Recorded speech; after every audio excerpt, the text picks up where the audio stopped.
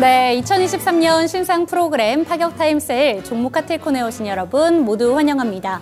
오늘도 여러분들께서 현명하게 주식 쇼핑할 수 있도록 도와드리는 저는 1등 주식쇼 호스트 이은지입니다. 오늘은 코스피 지수가 0.81% 하락한 2436선에서 거래를 했습니다. 시장이 이렇게 약세로 거래를 마친 가운데 주목해야 되는 부분은 외국인이 무려 16거래일째 매도 랠리를 펼쳤다는 건데요.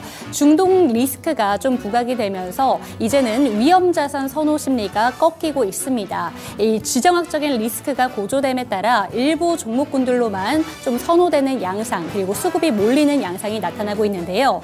증권가에서는 이제 시장이 어떻게 변화를 할지 그런 부분들에 조금 더 예의주시할 필요가 있다. 이런 내용들도 함께 나오고 있습니다. 그렇다면 우리는 어떻게 대응 전략을 짜봐야 되는 건가 궁금하신 분들 그리고 답답하신 분들 많으실 것 같은데요. 오늘도 저희와 이 1시간 동안 함께 하시면서 시장 대응 전략 조금 더 꼼꼼하게 짚어가셨으면 좋겠습니다. 그럼 주식 쇼핑 조금 더 현명하게 즐길 수 있는 방법 화면을 통해 만나보시죠. 파격 타임세일 종목 핫딜 참여를 원하신다고요? 자, 따라해보세요. 팔로미. 첫 번째 전화 참여 02-2128-8566으로 전화주세요. 종목 상담부터 주식에 관한 모든 궁금증을 도와드릴게요. 두 번째, 핸드폰에서 카메라를 켜주세요. 화면에 보이는 QR코드를 찍어주시면 24시간 메신저 참여가 가능. 세 번째, 유튜브로도 참여하실 수 있어요. 토마토증권통 검색하시고 실시간 라이브 채팅으로 참여 완료. 이때 구독과 좋아요는 필수겠죠? 매일 저녁 8시 종목 핫딜과 함께하세요. 네, 어서 오세요. 타임어택 코너입니다. 타임어택 코너는요, 한정된 15분 동안만 진행이 되고 있습니다. 이 시간 동안에 저는 여러분의 핫한 쇼핑을 도와드리고 있는 스탁쇼 호스트 김은지입니다. 15분 동안에 종목 진단을 받을 수 있는 방법부터 먼저 설명드릴 텐데요. 제 하단에 나오는 QR코드를 찍고 들어오시면 됩니다. 이 QR코드를요, 일반 카메라를 켜고 들어오시면 링크 한 줄 뜨는데 그거 클릭하고 들어오시면 노란 톡방으로 연결이 됩니다. 그곳에서 종목 진단과 더 많은 정보 드리고 있습니다. 전화 상담 준비되어 있습니다. 02-2128-8566번으로 전화를 주시면요. 그곳에서 더욱 빠르게 종목 진단해드리고 있습니다. 오늘 최인성 멘토님 모셨습니다. 어서 오세요. 네, 안녕하세요. 네, 안녕하세요. 오늘장 참 전쟁이라는 비극 속에서 시장이 일렁이면서 끝이 났습니다. 이런 상황일수록 정말 이 시장의 흐름을 읽어야 되는데 앞으로 시장의 흐름 어떤 거를 주목하면 좋을까요? 일단 우리 윤지 앵커님께서 말씀해 주셨었던 16거래일 연속 외국인의 매도세가 이어지고 있다라는 것, 그리고 한 가지 더 전쟁 관련된 이슈가 지속됨에 따라서 지수도 모두 같이 하락했었는데 오늘 휴전에 대한 얘기가 나오면서 지수가 다시 어느 정도 일정 부분 상승 동반하면서 끝났다는 거죠. 그러면 여기서 여러분들이 꼭 주목해 보셔야 되는 거, 자 보십시오. 외국인들이 매도 행렬이 이어졌었던 건 추석 연휴 이전부터였습니다. 그런데 추석이 끝난 이후에 주가가 살아날 수 있을 가능성이 높았었는데 높은 상황에 결국엔 어떻게 됐습니까? 전쟁 관련 이슈가 다시 한번 불어닥치면서 국내 시장의 먹거리보다 지금 현재는 전쟁 관련되어 있는 먹거리가 많은 곳으로 외국인들은 나갈 수 있다고 충분히 생각할 수 있겠죠. 그런데 여기에서 갈릴 겁니다. 자, 우리 형님 누님들이 사용하시는 자금이 절대 작지가 않아요.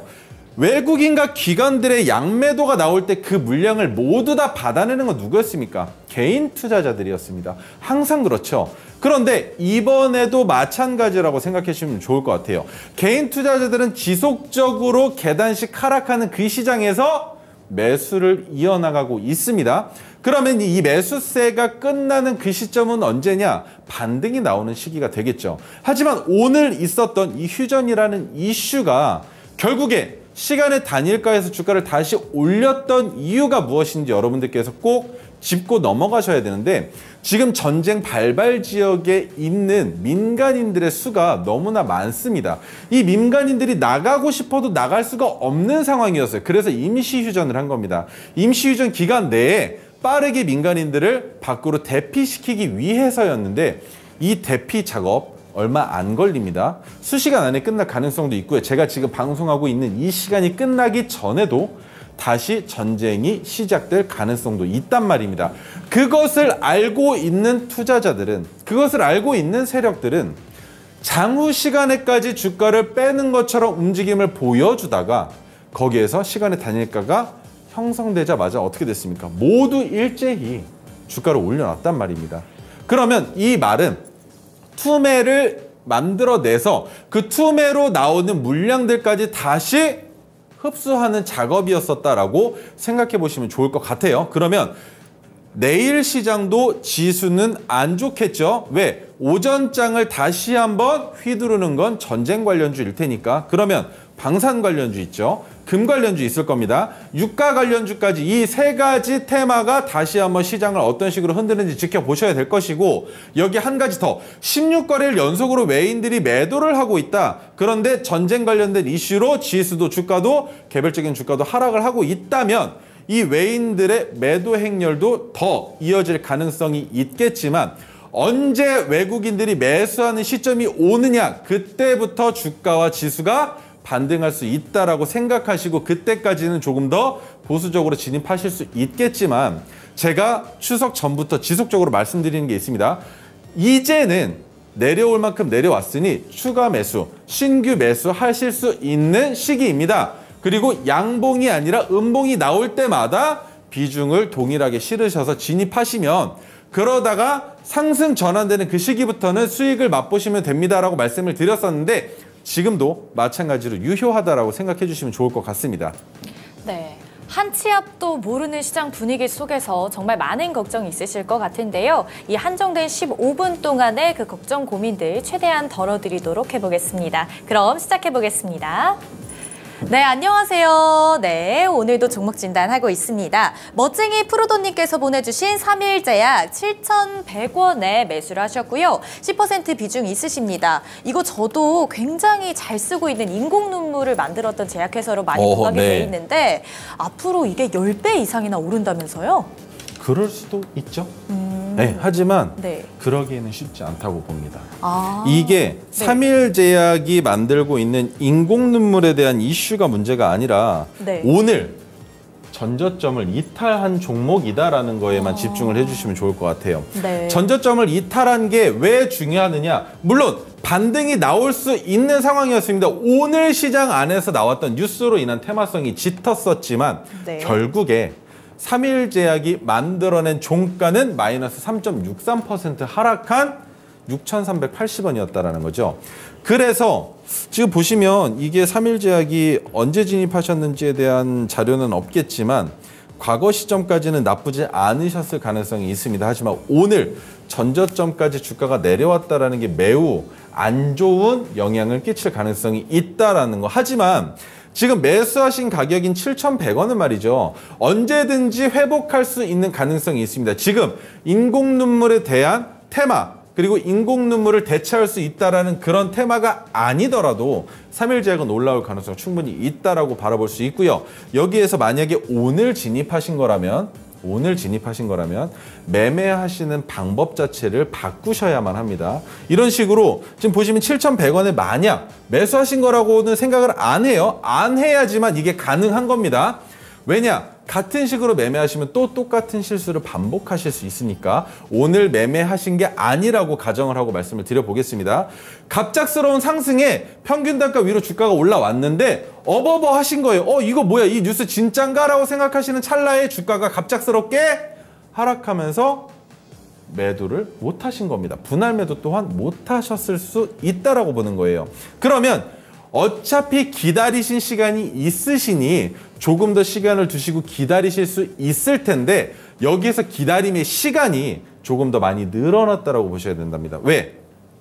전저점을 이탈하면 말이죠. 전저점을 이탈하고 나서 포물선을 한번 그리는, 상승하는 것 같은 산, 둔턱을 만들고 다시 쌍바닥을 만드는 시간이 필요하단 말이에요. 급하게 올라갈 수도 있겠지만 아직까지 시장에서 이 뉴스를, 이 테마를, 이 재료를 확실하게 판단하고 그것으로 주가를 상승시키기에는 너무나 빠른 시간이었단 말입니다. 오늘 나온 테마란 말이에요. 그리고 이것이 인공 눈물 같은 경우에는 안과에서 많이 쓰죠. 그리고 여성분들 언제 많이 씁니까? 언제 많이 쓰세요? 눈이 건조할 때 저는 씁니다. 건조할 때 많이 쓰시고 또 렌즈 끼시는 분들 네, 눈이 뻑뻑함을 맞죠. 많이 느끼시고 특히나 하드렌즈 끼시는 분들 같은 경우는 어떻습니까?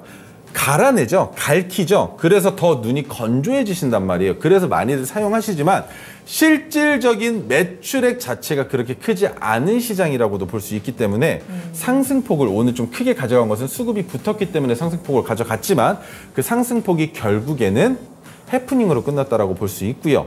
여기서 기다리시는 시간은 3개월 이내에 한 번 더 반등이 나올 가능성 있습니다. 그러니까 7,100원에서 약수익 구간에 오신다면 오늘처럼 놓치지 마시고 자동으로 매도를 걸어 놓으셔도 좋으시고요. 그게 안 되신다면 꼭 매일매일 시장을 확인하셔서 7,100원이 넘어가는 그날 매도를 하시는 방법으로 꼭 나오시길 바라겠습니다. 지금 3일 제약이 너무나 위태로운 상황이다 보니까 이 종목으로 추가 수익을 만들어내야지, 내가 기다린 시간이 긴데 이 기다린 시간에 대한 보상을 받아야지라고 생각하시다가는 다시 한번 늪으로 빠지실 수도 있다는 거 꼭 기억해 주셨으면 좋겠습니다. 기다림의 시간이 많으신 시청자분들 계실 겁니다. 이 하단에 QR코드 찍고 들어오셔서요. 이렇게 3일 제약과 같은 다른 종목들까지도 종목 진단해드리고 있으니까 함께 톡방에서 소통하고 더 많은 정보 가져가시길 바라겠습니다. 다음 종목도 가보도록 할게요. 네, LS 넥트워크스 한번 해보겠습니다. 시원한 겨울님께서 보내주신 종목이고요. 7,790원에 매수를 하셨고 15% 비중 있으십니다. 손절도 못하고 넉놓고 있었는데 살아나고 있네요 라고 왔는데 LS 그룹주들이 일제히 급등을 했던 시기가 또 있었는데 오랜만에 또 훈훈한 소식이 또 들려왔어요. 언젠지 아시나요? LS 그룹주들이 주목받던 시기요? 네, 주가가 올라갔던 시기가 언제였는지 여름 아시나요? 정도로 기억하고 있습니다. 저는 올해 여름. 이게 전선 관련주인데 네. 초전도체 이슈로 주가가 상승했었단 말이에요. 네. 그런데 초전도체 이슈가 있을 때 진입하신 평균 단가입니다. 그리고 여기에서 지금 호재가 불러오고 있는 건 베트남 해적 터널에 대한 해적 케이블이 얼만큼 들어갈 것인지에 대한 매출의 증가분을 LS 네트워크스는 기다리고 있는데, 자, 이게 단기적인 뉴스로는 맞아요. 그런데 베트남이라는 국가를 바라봤을 때 우리가 어떻게 봐야 됩니까? 삼성이 처음 진입했을 때 그 온 나라에 베트남에 삼성이라는 제품을 만들고 거기에 공장을 짓고 거기에 삼성이라는 그룹을 알리기 위해서 들어간 노력의 결과가 매우 오랜 시간 걸렸단 말이에요. 뭐든지 마찬가지입니다. 베트남은 어떤 기업이 들어가서 그 기업에 무언가를 하려고 할 때 시간이 오래 걸립니다. 업무 자체가 우리나라처럼 진짜 뭐 야근을 하고 이렇게 진행이 되질 않아요. 그러면 실질적으로 1년이라는 기간을 잡았다고 가정을 했을 때 1년? 아니죠. 3년도 걸릴 수 있습니다. 다만 단기간에 봤을 때 베트남 해적 케이블이라는 이슈가, 이 테마가 주가를 올려주고 있는 이 모양이 여러분들께 매우 즐거움을 드릴 텐데 저는 반대로 생각합니다. 600분이 아니라 120봉으로 보죠. 자, 지금 올라가면서 어제와 다르게 오늘 거래량이 붙은 이유는 한 가지입니다. 초전도체 이슈가 있을 때 물려있던 분들이 지금 조금이라도 손실을 이악 물고 만회하고자 하는 게 아니라 손실을 보더라도 내가 이 종목은 빨리 도망쳐 나와야 돼라고 생각하시기 때문에 거래량이 붙은 거예요. 그러면 내일도 거래량이 붙어줄 수 있느냐가 가장 큰 관건입니다. 왜? 거래량이 붙지 않으면 내일은 상한가로 마감을 할 수가 없어요. 그러면 상한가로 마감하지 못하는 날 양봉이라도 나와주면 다행입니다만 음봉이 나올 경우에는 거기서부터 추세가 꺾일 수도 있다라고 생각하시는 게 가장 합리적이겠죠. 그러면 여기서 한 가지만 조언 드리죠. 양봉이 나와야 하고요. 그리고 윗꼬리보다 몸통이 큰 양봉이 나와준다면 거기에서부터는 하루 더 기다리실 수 있습니다. 하지만 윗꼬리가 더 긴 양봉 혹은 음봉이 나온다면 내일은 익절이 아니라 지금 현재 평균단가 기준으로 손절하셔야만 할 것 같습니다. 지금 매우 큰 폭으로 올라가고 있는 이 상황에 여기에서 더 이상 큰 상승을 기대하기에는 과욕으로 보여져요. 테마성이 짙은 초전도체 어땠습니까? 그 중에 결국엔 실마리를 풀고 주가를 올렸던 게 뭐였습니까? 대장의 역할을 했었던 신성 델타테크였죠. 근데 그 외의 종목들은 다 제자리를 찾아가기 위한 하락을 보여주고 있단 말입니다. LS 네트워크스도 마찬가지예요. 제자리로 가려면 아직도 많이 남아 있었습니다. 얼마였습니까? 3,000원대죠. 그런데 3,000원에 닿기도 전에 3,500원 구간에서 다시 한번 뉴스가 나오면서 주가를 올려주고 있는 이 모양이 달갑게 보여지면 안 된다는 거예요. 어디까지나 보수적으로, 어디까지나 이거 여기선 더 못 올라갈 텐데 라고 생각하셔야 되는 거래량이 붙어 있다는 겁니다. 지금 거래량이 보시면 어떻습니까? 초전도체 이슈가 있었을 때도 똑같은 그림이 나왔어요. 상한가 3번 맞고 그 다음에 윗꼬리가 긴 양봉이 나왔을 때 거래량이 어떻습니까? 가장 많죠. 그래서 내일 거래량이 더 붙어준다라는 가정을 했을 때 윗꼬리가 더 길면 거기서부터는 올라가기 어려울 수도 있다라고 판단하시고 손절하시는 게 가장 합리적이고 가장 적은 리스크로 손절하시는 가격 구간이라고 생각하시고 손절하시는 게 맞다라고 판단을 하고 있습니다. 네, 잘 들어봤습니다. 다음 종목도 한번 넘어가 보도록 할게요. 네, 나오나요? 네, 어려운 시장님께서 보내주신 히림 종목 한번 해보겠습니다. 8,940원에 매수를 하셨고요. 25% 비중 들어가 계십니다. 이거 금방 올라갈 수 있을 것 같은데 계속 들고 있어야겠죠? 라고 왔는데 어떻게 기다려야 될까요? 8,450원이죠? 8,940원입니다. 더 높으시네요. 손실이 좀 있으십니다. 8,020원에 오늘 주가 형성돼 있습니다. 이게 전쟁 관련된 이슈가 있어서 조금 더 어려우실 수도 있겠는데 매우 위험합니다. 지금 이게 제가 가격을 잘못 적었습니다. 네, 깜짝 놀랐네요. 네, 올라갈 가능성 충분히 있습니다. 올라갈 가능성 충분히 있고요. 여기서 재차 반등이 나온다고 했을 때 바라볼 수 있는 가격은 검은색 지지저항선 9,700원 정도까지는 보실 수 있을 것 같아요. 그리고 오늘 반등이 나와준 이 움직임이 거래량이 크게 붙지 않았단 말입니다. 네. 이 거래량이 붙지 않은 이 움직임에서 우리가 바라볼 수 있는 것은 무엇이겠습니까? 거래량이 늘어도 좋습니다. 줄어들어도 좋아요. 다만 양봉만 나와주라. 양봉만 나와준다면 충분히 빠른 시간 안에 반등을 보여줄 수 있을 종목인데 여기에서 조금 애매한 것은 제가 동그라미를 쳐서 보여드릴게요. 해당 가격 구간이 매우 중요한 히림에서 매우 중요한 박스권의 중단입니다. 이 박스권의 중단 가격을 이탈한다고 손절하는 게 맞을 것이냐? 비중이 25%가 아니시라면 너무 좋았겠지만 한 10% 정도 되셨다면 너무 좋았겠지만 그렇지 못하기 때문에 추가 매수는 하지 마시고요. 충분히 올라갈 수 있는 자리다라고 생각을 하실 수 있습니다. 그렇기 때문에 이 종목 마찬가지 한 가지만 보시면 됩니다. 9,700원을 넘어가면 어떻게 되겠습니까? 바로 위에 몇 호가만 더 올라가면 10,000원이라는 가격 구간이 변경되는 시점이 오겠죠. 거기에서 들어올 수 있는 수급을 기대하지 마시고 9,700원이면 2, 3, 4, 9,700 얼마입니까? 8,970원 가격 정도에서 절반 물량 덜어내시고 그 다음에 올라가는 상승을 기다려 보셔야 가격 타임세일 종목 핫딜 참여를 원하신다고요? 자, 따라해보세요. 팔로미. 첫 번째 전화 참여 02-2128-8566으로 전화주세요. 종목 상담부터 주식에 관한 모든 궁금증을 도와드릴게요. 두 번째, 핸드폰에서 카메라를 켜주세요. 화면에 보이는 QR코드를 찍어주시면 24시간 메신저 참여가 가능. 세 번째, 유튜브로도 참여하실 수 있어요. 토마토증권통 검색하시고 실시간 라이브 채팅으로 참여 완료. 이때 구독과 좋아요는 필수겠죠? 매일 저녁 8시 종목 핫딜과 함께하세요.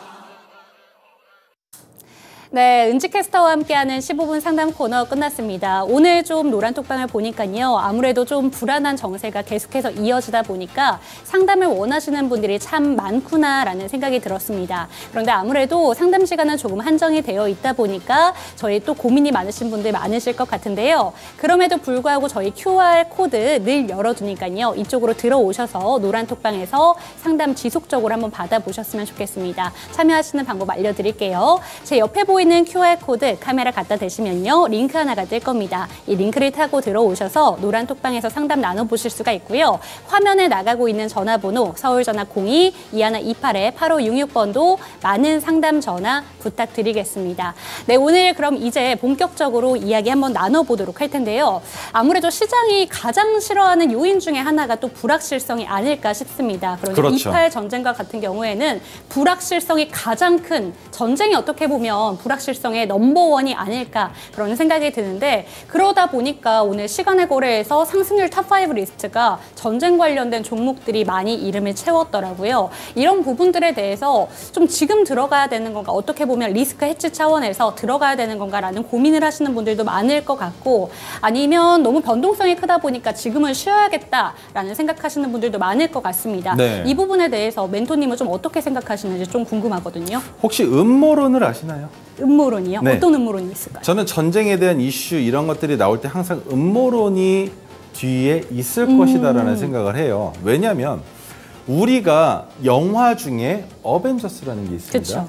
거기에서 나오는 타노스가 손가락을 튕기면 인구의 절반이 줄어들죠. 네. 그러면 만약에 그 영화에도 주식시장이 있다면 그 주식시장에 불어오는 파급력이 그쵸. 얼마나 컸겠습니까? 그러면 저라면 타노스 형 쫓아가서 뒷돈이라도 쥐어주고 손가락 튕기지 말아달라고 부탁할 거예요. 그렇죠? 네. 그러면 전쟁도 마찬가지라고 보실 수 있겠죠. 왜 발발했느냐? 이 전쟁이 왜 심화된 이유가 무엇이냐라는 걸 여러분들과 저는 알지 못한다는 겁니다. 하지만 그쵸. 국제 정세를 가지고 세계를 움직이고 있는 그 큰 손들은 이 전쟁이 이유 있는 전쟁일 수도 있다라고 네. 생각할 수도 있는 음모론이 존재한다라는 말입니다. 그러면 이 전쟁의 기간이 얼만큼이나 유지될지 충분히 어느 정도 예측 범위 안에 있을 수도 있겠지만 그것은 실질적으로 세계 정세를 움직이는 그분들의 압력에 의해서 유지가 되는 거고 우리나라 같은 경우는 어땠습니까? 실질적으로 지금 이 전쟁과 우리나라가 관련이 있을래야 있을 수 있는 테마가 딱 두 가지 있는데 그게 뭘까요? 방산. 광산. 방산? 방산은 아닙니다. 아니에요? 유가와 금이에요. 어. 네. 방산은 우리나라 방산업체가 전쟁이 났다라고 수출품의 증가를 우리가 바라볼 수 있을까요? 조금 어렵지 않겠습니까? 다만 금값은 어떻게 되겠습니까? 모르죠. 왜 올라갈까요? 오늘 엘컴텍 안전자산 선호 현상이 그렇죠. 많아지니까. 네. 네. 전쟁이 그래서 위험한 겁니다. 금을 가지고 있는 사람들 입장에서는 오히려 지금 환호성을 지를 때예요. 금을 팔면 되니까. 그쵸, 그쵸. 몇 년 보유하고 있었더니 5천만 원짜리 금괴가 지금 8천만 원이 넘습니다. 네. 그러면 3, 4년 보유했는데 벌써 수익률이 어때요? 매우 괜찮은 상황이죠. 그러면 금과 관련되어 있는 종목들 그리고 유가 같은 경우는 어떻습니까? 지속적인 상승을 보여주고 있는데 여기에도 음모론이 하나 끼어 있죠. 뭡니까? 중국도 마찬가지로 유가가 올라가면 많은 피해를 본다고 하지만 중국은 자본으로 찍어 누를 수 있으니까 중국이 이 유가를 올리고 있는 것은 아닌가라는 미국을 압박하기 위한 수단으로 유가를 올리고 있는 것은 아닌가라는 그런 음모론도 제기되고 있단 말입니다. 네. 그러면 지금 전쟁으로 인해서 주말간의 유가가 국제 유가가 4%가량 상승을 하면서 우리나라에 있는 유가 관련주들 큰 폭으로 올라갔단 말이에요. 올라가고 그게 지난주 월요일이었습니다. 올라가고 나서 이번 주에 지난주에 조정을 받나 싶었는데 오늘 다시 추가적으로 올랐죠. 추가적으로 올라간 이유는 뭘까요? 그리고 올라감에 있어서 여기서 한 가지 더, 이것은 음모론이 아닙니다. 전쟁과 관련돼서 가장 중요한 게 무엇입니까? 민간의 피해를 최소화시키고 그들만의 리그가 이루어져야 되는데 지금 민간인들이 갇혀있는 상황이죠. 그래서 오늘 휴전이 나타났다, 휴전이 생겼다라는 것을 여러분들 라우터 통신에서 나온 뉴스를 보셨으면 아실 거예요. 그러면 이 휴전이 장기간 지속될 것이냐라는 걸 봤을 때 절대 불가능하겠죠. 왜? 전쟁 자체가 나타내고 있는 형상이 뭐였습니까? 기분 나빠서 전쟁한 거잖아요. 그런데 민간인들 대피가 어느 정도 끝나면 이 기분 나쁨이 해소가 된답니까? 안 되겠죠. 그러면 재전쟁이 발발할 텐데 종목들의 움직임은 어땠습니까? 휴전이라는 이슈가 나오자마자 동시에 동반하락했습니다. 그런데 지수는 어떻게 됐어요? 상승했죠. 불확실성이 해소될지도 모른다라는 그런 이유 때문에, 그런 명분으로 지수는 상승했고, 반대로 전쟁과 관련되어 있는 빅텍, 엘컴텍, 그리고 극동유화, 흥국석유 등 이런 관련주들의 주가는 반대로 하락했단 말입니다. 여기에서가 핵심 포인트예요. 하락할 거라면 확실하게 하락하는 게 맞았을 텐데 왜 하필이면 장후 시간에서까지 하락하는 것처럼 보여주다가 네. 갑작스럽게 3시 59분 59초에서 4시가 땡 하는 순간부터 왜 모두 일제히 상승했을까요? 그래서 여러분들께서는 이 음모론을 무시하시면 안 된다는 겁니다.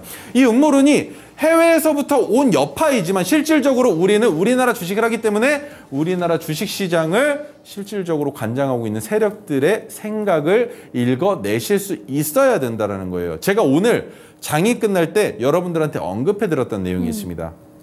오히려 이렇게 지수가 올라가고 반대로 전쟁 관련주들의 주가가 하락하면 이 종목들 오늘 종가 베팅으로 그리고 시간에 달리니까 장후 시간에서 진입하시는 분들 분명히 존재한다. 왜?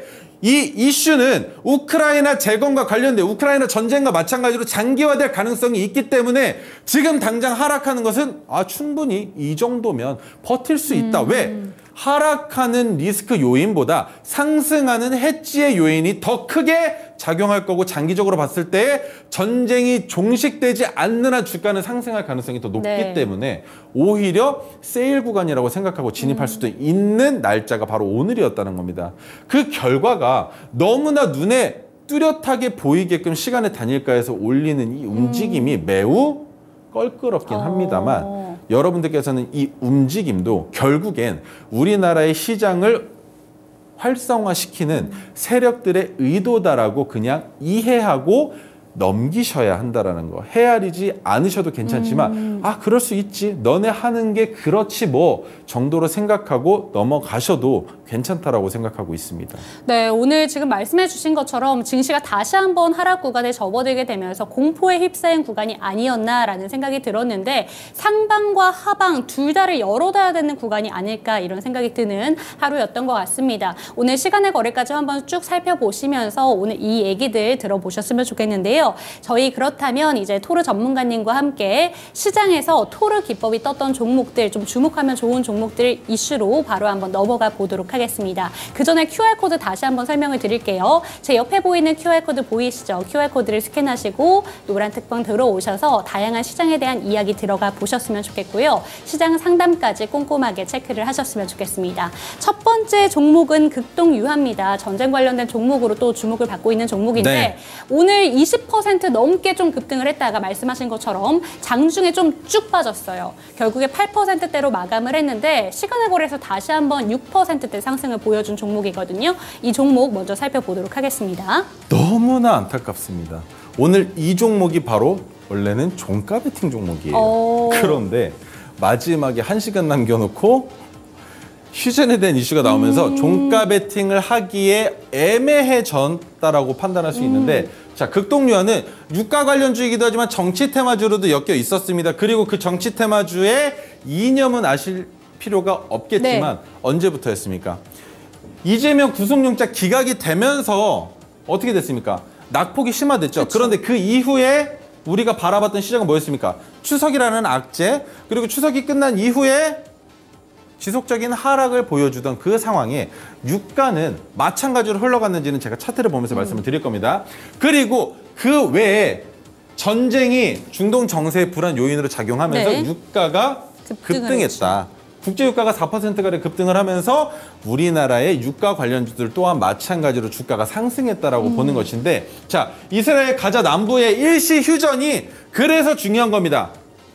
변동성이 확대된 것은 오늘 이 뉴스가 있기 이전부터 변동성이 생겼던 거죠. 하지만 결국에 휴전이 생겼던 것은 민간인들의 피해를 최소화하기 위한 노력뿐이었었고 이 휴전은 수시간 이내에 끝날 가능성이 더 높다라고 판단할 수 있는 상황이었습니다. 하지만 저는 여러분들께 어떤 정보를 드려야 됩니까? 확실한 종목, 더 수익을 내기에 쉬운 종목을 드려야 했기 때문에 제가 이 불확실성에 종가 베팅을 하라고 말씀드릴 수가 없는 거예요. 올라갈 가능성이 더 크지만 여기서 조금만 내려가도 여러분들께서는 매우 힘들어 하실 수 있기 때문에 그런데 누구나 다 알고 있는데 야, 이 멍청아 이거 내려갈 종목인데 이 종목을 왜 추천했어? 라는 얘기보다 이 종목 여기가 확실한 상승 구간에 고점을 돌파하는 자리입니다라고 설명을 드리고 싶었는데 그러지 못했던 오늘 극동유화의 차트를 보여드릴 겁니다. 네. 자, 첫 번째는 600일 차트를 보여드릴 텐데요.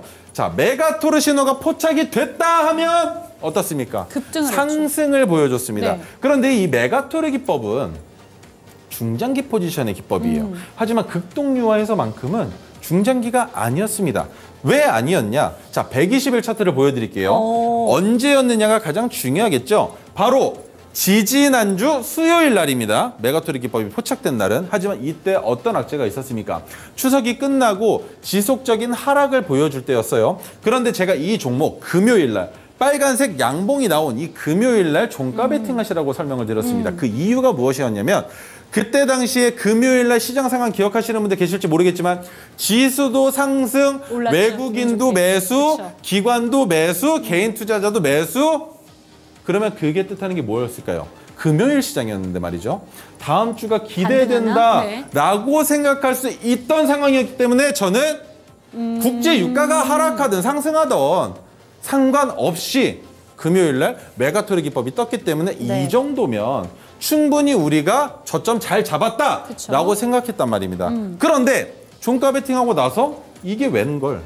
주말 사이에 네. 이래도 되는 건지 모르겠습니다. 메가토르 기법이 무슨 전쟁까지 미리 알아챈다 이런 건 말도 안 되는 네. 허언인데 전쟁이 생겼습니다. 그러면서 주가가 큰 폭으로 상승을 했고요. 그런데 여기에서 우리가 주목해봐야 됐던 건 무엇이었냐면 1차와 2차 분할 매도가 모두 끝났단 말입니다. 1차 매도 어디였습니까? 메가토르 기법은 5%에서 1차 분할 매도를 하죠. 네. 두 번째 2차 분할 매도는 검은색 저항선이었습니다. 그렇게 매도를 한 이후에 검은색 지지선, 이젠 바뀌었으니까 네. 검은색 지지선을 이탈하지 않았기 때문에 우리가 바라볼 수 있는 3차 매도는 바로 오늘 파란색 저항선입니다.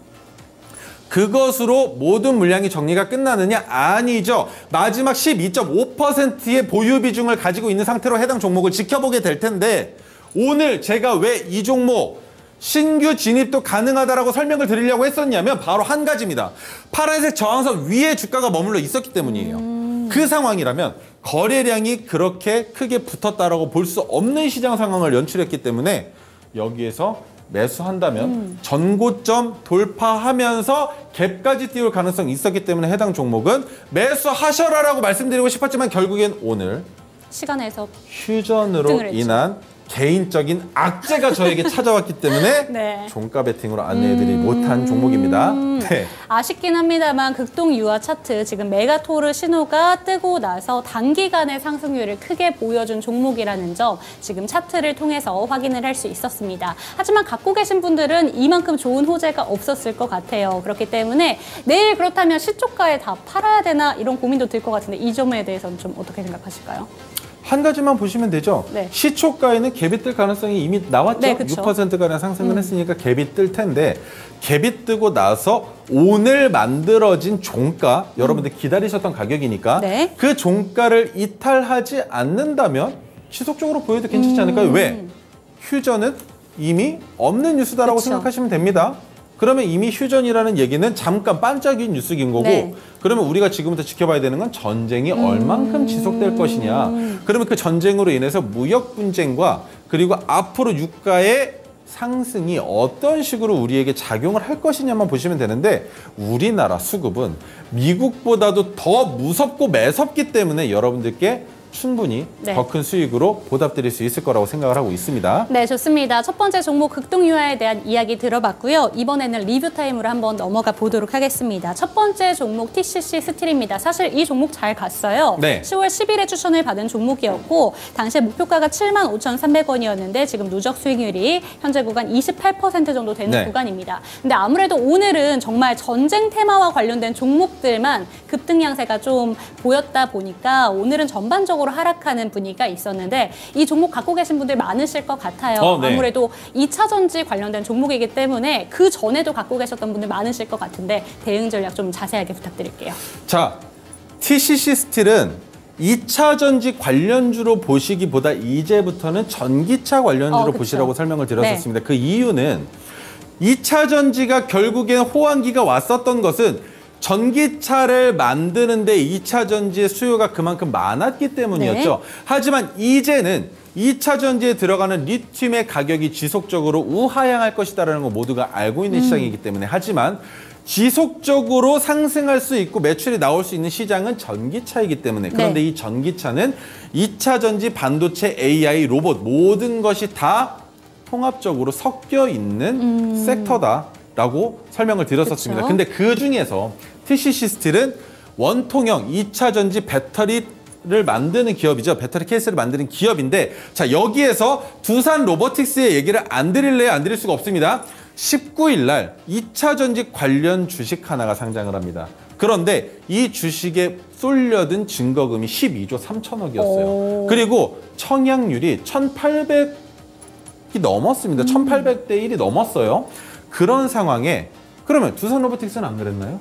두산 로보틱스도 마찬가지였죠. 근데 그때 제가 두산 로보틱스의 상승과 하락을 점치는 것이 아니라 같은 로봇 관련주를 가지고 계신 입장에서 언제가 재료의 소멸이고 언제 매도해야 된다고 네, 말씀드렸습니까? 바로 10월 5일. 우리가 추석이 끝난 이후에 장이 열렸던 건 10월 4일. 하지만 10월 4일까지는 재료가 살아있으니 10월 5일 날 두산 로보틱스가 상장한 이후에 주가가 올라가는지 내려가는지에 따라서 우리가 네. 가지고 있는 로봇 관련주를 처분해야 된다고 말씀을 드렸죠. 마찬가지입니다.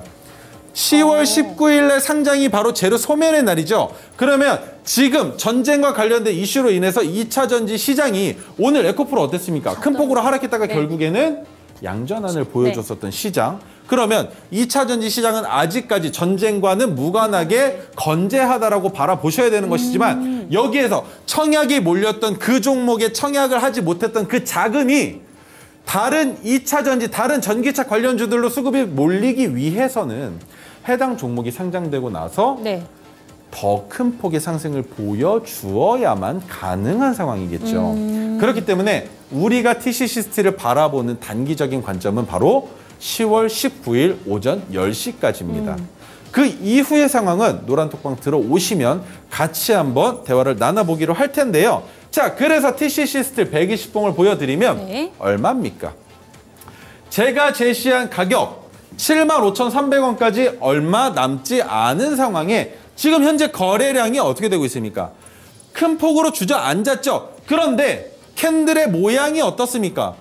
아래 꼬리가 더 길어요. 물론 음봉이긴 하지만 그리고 한 가지 더 파란색 저항선을 깨고 내려오긴 했지만 말이죠. 그러면 여기에서 우리가 지켜볼 수 있는 가장 큰 메리트는 얼마의 가격까지 조정을 받고 올라갈 것이냐 혹은 얼마까지 다시 회복해 줄 것이냐. 그것은 바로 내일. 왜입니까? 우리 며칠 있으면 상장 이슈가 있기 때문에 종목의 주가를 빠르게 회복시켜 놓거나 아니면 더 큰 공포 심리를 자극시켜 놓고 상장 전날 18일 날 전고점 그천까지 올려놓은 다음에 갭을 띄우면서 상장일을 맞이할 가능성도 있다라고 판단을 하는 것이죠.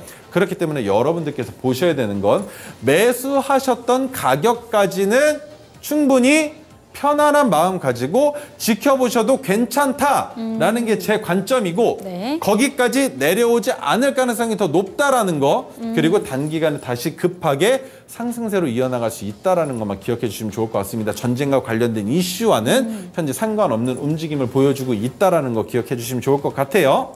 네, 이렇게 TCC 스틸 살펴봤는데요. 핵심적인 내용을 짚어주신 것 같습니다. 일단 10월 19일 상장 이슈 전까지는 재료가 전쟁과 무관하게 흘러가고 있기 때문에 지켜보시면 좋을 것 같다. 이런 얘기 참고해 주셨으면 좋겠습니다. 그럼 다음 종목 제우스 한번 살펴보도록 할게요. 사실 금요일장까지는 반도체 관련 종목들 생각보다 잘 갔어요. 그렇죠. 그래서 제우스도 오르면서 목표가는 물론 37,000원이긴 하지만 34,300원 구간까지 올랐다가 오늘 아무래도 반도체 2차 전지 다 빠지면서 오늘은 조금 조정을 받았는데 이 종목도 함께 리뷰 부탁드립니다. 제우스 같은 경우에는 제가 방송에 나와서 설명드렸던 거와 바뀐 내용이 아예 없습니다. 로봇 관련주 그리고 반도체 관련주만 보시면 되시고 디스플레이로는 아직 보시지 않아도 된다. 디스플레이는 지금 시장 상황이 그렇게 개선되려는 노력이 보이지 않고 있기 때문에 하지만 연말이 되면 수요가 증가할 수 있다는 걸 설명을 드렸습니다. 근데 이 연말이 되면 수요가 증가하는 거 어찌 보면 우리 윤지 앵커님도 이제는 좀 고민을 해보시지 않아야 되나라는 생각을 하고 있는데 자 신혼 가전이 판매가 되는 시기가 언제가 가장 많을까요? 라는 생각을 해보면 삼성에서도 언제입니까? 연초에 무엇을 합니까? 행사를 해요. 행사를 통해서 그 전년도, 직전 연도의 제품들, 재고들을 매우 싼 값에 판매도 하고요. 네. 그리고 올해 출시된 제품들에 대한 할인 혜택도 주어주는 것이 바로 구정 연휴쯤입니다. 그래서 우리 윤지 앵커님도 이제 슬슬 준비를 하셔야 되지 않나라고 네. 생각을 하고 있는데, 자, 그것과 별개로 제우스 같은 경우에는 제조입니다. 제조업을 하고 있는 기업인데 왜 제우스를 추천했느냐라는 고민이 있으실 거예요. 너무나 쉬운 질문 지금부터 설명드리겠습니다. 바로 네. 차트인데요. 주가가 하락하는 이 움직임은 거의 모든 종목이 모두 동일하게 나오고 있는 뭐였습니까? 바로 추석이라는 악재, 그리고 추석의 악재가 끝나갈 무렵 제우스가 포착된 사실이 그쵸. 있다라는 거. 그런데 포착된 그 가격이, 그 위치가 어떻습니까? 매우 아름답지 않나요? 그 이유, 하락 추세의 가장 저점에서 진입할 수 있었다라는 게 가장 큰 메리트가 됐다라는 거예요. 그런데 메가토르 기법은 1차 5%, 2차 검은색 저항선, 3차 파란색 저항선에서 매도를 한다라고 말씀을 드렸죠. 그런데 1차 매도 자리까지 올라온 이후에 지속적으로 검은색 저항선까지 올라가지 못하고 있는 상황입니다. 네. 그런데 제가 여러분들께 말씀드리는 거 한 가지가 또 뭐였습니까? 대주주의 지분 매도로 인한 주가의 상승, 지수의 상승이 11월 중순까지 충분히 나올 가능성이 있기 때문에 네. 지금 코스닥은 이미 800포인트가 깨졌죠. 하지만 코스피는 2400포인트가 깨질까요? 라는 질문을 주신다면 마찬가지로 깨질 수도 있습니다. 하지만 지수가 하락하는데 종목들이 상승한다? 기이한 현상이 나타날 수도 있는 시장인 거예요. 지금 실적 발표 시즌이긴 하지만 그쵸. 실적 발표보다 더 중요한 것은 결국엔 대주주들의 세금을 얼만큼 줄일 수 있느냐의 노력인데, 여기에서 한 가지만 더 말씀을 드려보자면 이 주주들도 여러분 손해를 계산을 합니다. 내가 이 주식의 주가가 이만큼 빠졌을 때 이거를 팔까 아니면 세금을 내고 말까를 계산하겠죠. 그렇죠. 왜? 지금 팔면 내년에 다시 담아야 되니까. 그런데 지금 안 팔고 어차피 세금이랑 비슷하게 나온다면 굳이 팔 필요가 없겠죠. 그런데 종목군마다 다르겠지만 꼭 매도를 해야만 하는 종목들이 존재한다는 말이에요. 그 종목들은 주가를 어쩔 수 없이 올려놓아야만 합니다. 왜? 주주분들이 나갔다 들어오실 구멍을, 숨구멍을 만들어야 네. 되기 때문이죠. 그러면 11월 중순까지 주가가 올라갔다가 산타랠리까지 오히려 반대로 주가가 하락한다면 내년에 월 초부터, 연초부터 다시 매집하기에 너무나 이상적인 가격이 도래하지 않겠습니까? 그런 산업군들이 있단 말이에요. 물론 해운주 같이 지금부터 내년까지 호황기인 해당 종목들 말고 실질적으로 배당을 주면서 회사의 건전성이 있고 매출액과 영업이익이 지속적으로 우상향하고 있는 그런 기업들이라면 충분히 주가를 잠깐 낮춰도 문제가 없다라고 판단할 수 있겠죠. 하지만 네. 제우스는 지금 바닥 구간에 온 이 이유가 결국엔 시장과 마찬가지의 흐름을 보여주고 있기 때문에 여기에서부터 전쟁과 관련된 이슈로 주가가 빠지고 있나요? 전쟁과 마찬가지로 관련이 없죠. 그러면 개별 종목의 상승과 하락을 지켜보셔야 될 텐데 메가토르 기법은 여러분들도 아시다시피 포착이 되면 상승을 출발을 하면 꽤나 긴 시간 동안 하락하지 않고 상승세를 유지합니다. 이어갑니다. 그러면 이 가격 구간에서 오랜 시간이 걸린다 하더라도 11월 중순까지 해당 가격 구간을 유지한다면 산타랠리 충분히 맛볼 수 있다라는 종목이죠. 그래서 지금부터도 지속적으로 리뷰를 통해서 여러분들께 안내 드릴 수 있는 종목이다라고 설명을 드려보면 좋을 것 같아요. 네, 좋습니다. 다음 종목으로 제우스 차트도 한번 만나봤습니다. 네, 이런 종목들 좀 미리미리 선점을 하고 싶다라는 생각이 드신다면 제 옆에 보이는 QR코드 스캔하시고 노란 톡방으로 입장하시면 되겠는데요. 노란 톡방도 좋고요. 지금 화면에 나가고 있는 번호입니다. 서울전화 02-2128-8566번도 많은 전화 상담 부탁드리겠습니다. 그럼 이번에는 저희 오늘의 언박싱 종목으로 한번 넘어가 보도록 하겠습니다. 사실 저는 언박싱 종목을 미리 받아보잖아요. 그런데 궁금했던 게 오늘 두 가지 종목이 잠시 뒤 공개되긴 할 텐데 네. 전쟁과 관련된 종목이 이렇게 오르고 있는데 왜 이 두 종목을 갖고 오셨을까라는 생각이 저는 들었거든요. 가져왔거든요. 네. 첫 번째 종목이 일단 비즈니스 온이에요. 그런데 갖고 오신 이유가 분명히 있으실 것 같은데 그 부분부터 먼저 설명을 부탁드릴게요. 전쟁과 관련된 이슈의 종목을 지금 매수하기에는 매수 적기가 아닙니다. 너무 올라서. 이미 그렇죠. 네. 이미 저는 전쟁이 발발하기 직전에 극동류화를 잡아서 여러분들께 그쵸. 소개를 시켜드렸었는데 굳이 지금 또 잡아야 될까요? 물론 오늘 극동류화 잡으려고 했지만 말입니다. 못 잡았어요. 네. 그런데 우크라이나 전쟁 때 어땠습니까? 1차 상승 파동이 나오고 바닥을 디딘 이후에 2차 상승 파동이 지속적으로 유지되고 있는 상황이죠. 그 불확실성이 계속적으로 이어지고 있단 말입니다. 네. 그러면 지금 이 전쟁도 얼마나 지속될 수 있을지, 얼만큼 큰 인명 피해를 만들어낼지 정확하게 판단을 할 수 없겠지만 이거 쉽게 끝나지 않겠구나라는 생각이 여러분들과 제 마음속에 뇌리 속을 스쳐갈 때가 바로 매수 타이밍이다라는 겁니다. 지금은 아니에요.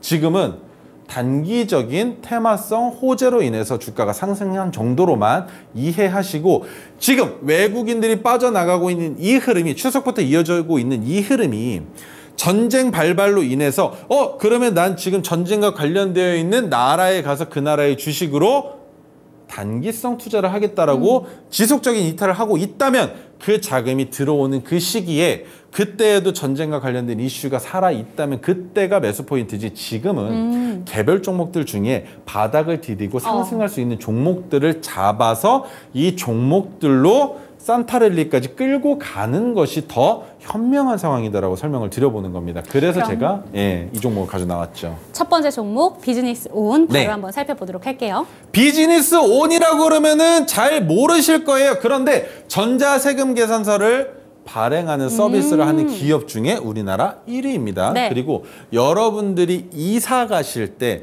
많이들 판단하고 가시는 것 중에 한 가지가 바로 이 GDP예요.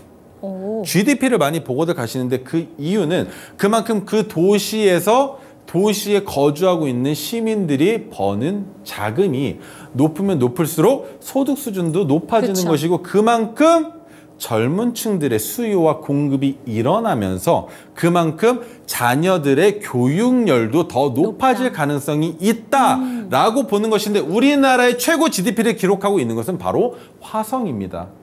화성에는 현대차 연구소가 있죠. 그래서 그 연구소에 근무하시는 분들의 소득 수준이 매우 높기 때문에 그 연구원들의 GDP가 결국 화성시의 GDP로 직결되는 상황이 있었는데 왜 이렇게 설명을 드리느냐.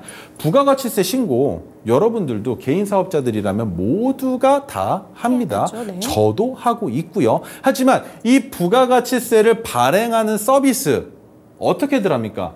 공부를 조금만 해본다면 부가가치세 개별적으로 홈택스와 위택스를 통해서 냅니다. 네. 하지만 그러지 못한다면 누군가의 도움이 그쵸. 필요로 해요. 세무사를 통해서 혹은 기업들을 통해서 부가가치세와 소득세 그리고 종합소득세 이런 것들을 낸단 네. 말이죠. 원천세도 마찬가지고요. 하지만 그것이 중요하느냐? 그것을 볼 게 아니라 프렉시스 캐피탈 비즈니스온의 경영권을 매각하려는 움직임이 포착되고 있단 말입니다. 그런데 이 경영권에 대한 이슈 최근에 주가를 올려주고 있는 종목이 하나가 있습니다. 바로 소카인데 소카 같은 경우에는 지속적으로 우하향을 하고 있었죠. 그리고 소카 같은 경우에는 렌트카를 렌탈하는 회사이죠. 네. 하지만 소카의 주가가 갑작스럽게 위아래로 흔들리고 있는 것은 바로 경영권의 분쟁으로 인한 변동성이 커진 상황에 자율주행에 대한 이슈가 한 스푼 얹어지면서 네. 주가를 상승으로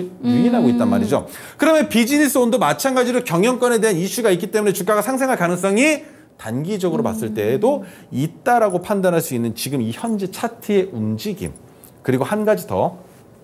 비즈니스 온은 지속적으로 토르 기법과 메가토르 기법이 포착될 때마다 우리에게 수익을 안겨줬습니다. 자, 그러면 오늘 120일 차트로 봤을 때 오늘 이 캔들이 뭡니까? 이 빛기둥이 뭐예요? 바로 토르 기법의 자리죠. 그런데 메가토르 기법, 여러분들께 방금 전에 제우스도 설명을 드렸지만 메가토르 기법이 포착돼서 상승을 보여준 종목, 그리고 과거에도 현재에도 토르 기법이 포착된 종목, 그러면 이 종목은 메가토르 기법과 메가토르 기법과 토르 기법의 움직임이 곧 세력의 움직임과 맞닿아 있다라고 판단하고 뜰 때마다 진입할 수 있는 종목이라고 판단할 수 있겠죠. 다만 여기에서 문제가 되는 것은 형님, 누님들이 진입하실 수 있는 자금이 아마 조금 부족하실 거예요. 내가 매수를 하려고 봤더니 야, 이거 여러 가를 사도 내가 지금 매수할 수 있는 자금에 3%, 2%도 못 사겠네?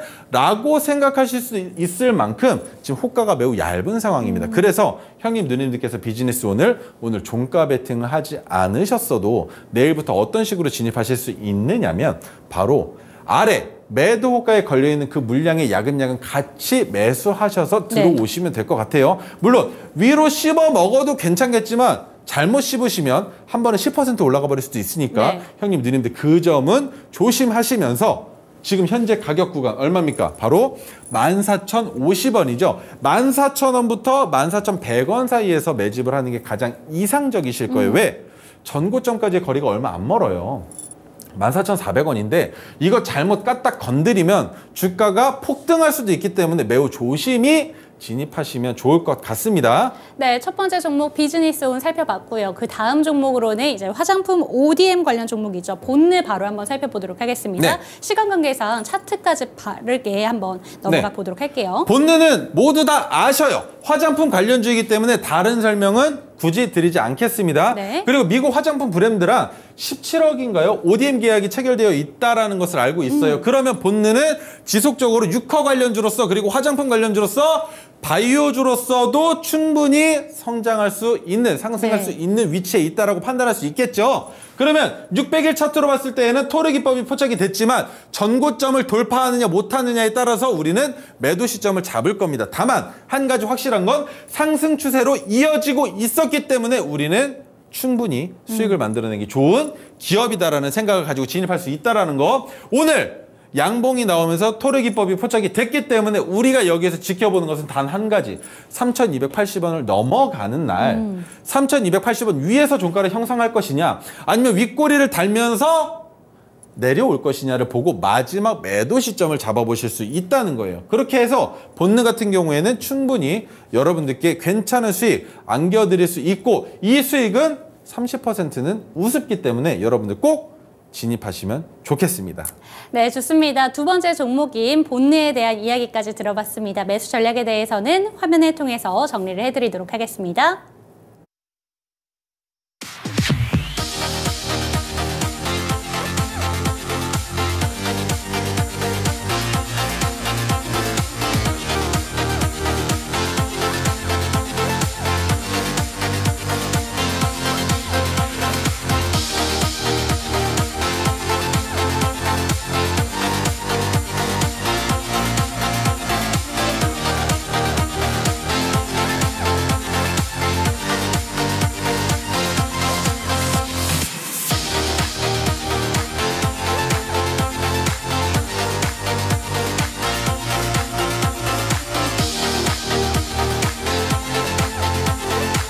네, 저희 종목 카틀에서 최인성 멘토님께서 늘 강조해 주시는 부분 중에 하나가 달리는 말에 타는 것을 좀 경계해야 된다, 이런 멘트를 많이 해주시는데요. 그렇기 때문에 오늘 살펴본 두 가지 언박싱 종목 모두 상승 랠리에 위치하고 있긴 합니다만 급등 추세에 위치하고 있는 종목이 아닌 종목들로 두 가지 종목을 선점해 주셨습니다. 하지만 안정적인 수익을 가져다 줄 수 있는 종목인 만큼 아마 관심 종목에 넣어두고서 지속적인 관심을 한번 가져보시면 좋을 것 같습니다. 네, 오늘 이렇게 1시간 동안 잘 달려왔는데요. 저희는 내일 이 시간에도 최인성 멘토님과 함께 하도록 하겠습니다.